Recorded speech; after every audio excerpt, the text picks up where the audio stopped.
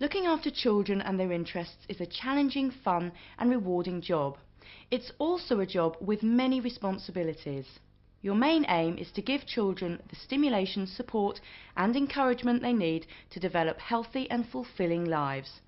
But you must remember that you're also responsible and accountable for their safety and protection.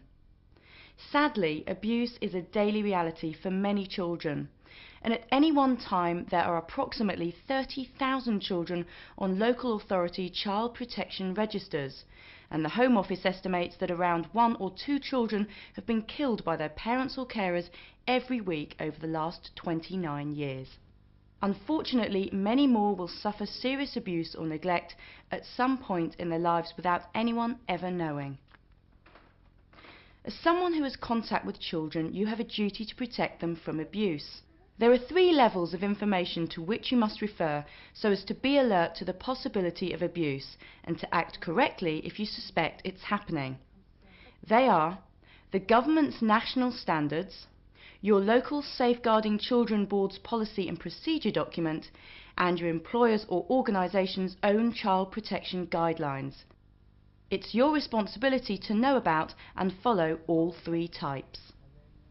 This video aims to familiarise you with the government and other guidance about child protection, the typical settings, physical and behavioural signs of abuse, the reporting process and what happens once you report a concern.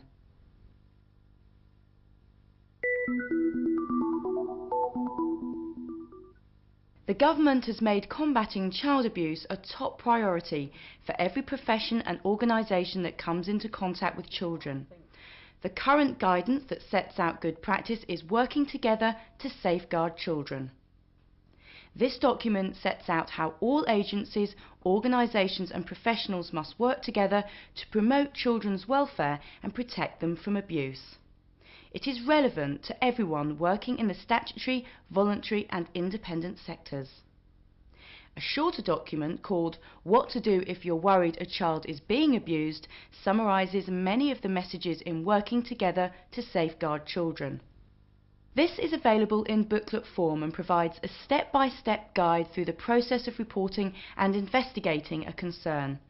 Your employer should have a copy for you to look at or even take home.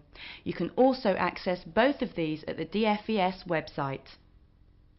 Depending on your setting, various government regulations about the care and protection of children will apply. In its daycare standards, for example, the government expects that employers have the protection of all children as their first priority. They have a written policy statement and procedures based on the summary version of the government's booklet, What to Do If You're Worried a Child is Being Abused. There's a designated person responsible for liaison with local child protection agencies and Ofsted. The designated person has attended a child protection training course. All other staff are aware of child protection issues and are able to implement agreed policies and procedures in the absence of a designated person. All staff are aware of possible signs and indicators of children at risk and are aware of their responsibility to report their concerns and keep them confidential. So what does making it their first responsibility mean in the context of child abuse? First and foremost, your employer must ensure that all practices are totally orientated towards the protection of children. This includes your induction, training and supervision. Another of your employer's obligations is to select someone to liaise with the external organisations responsible for child protection, in particular social services, the police and Ofsted. This person will receive child protection training and know what to do when a concern arises.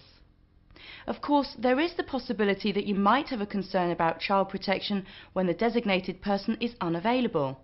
In these instances, it's important that you have sufficient awareness of child abuse, the forms it may take, and what you should do if a worrying situation arises. Your local council and employer or organisation will have comprehensive child protection policy documents that will help you gain that awareness.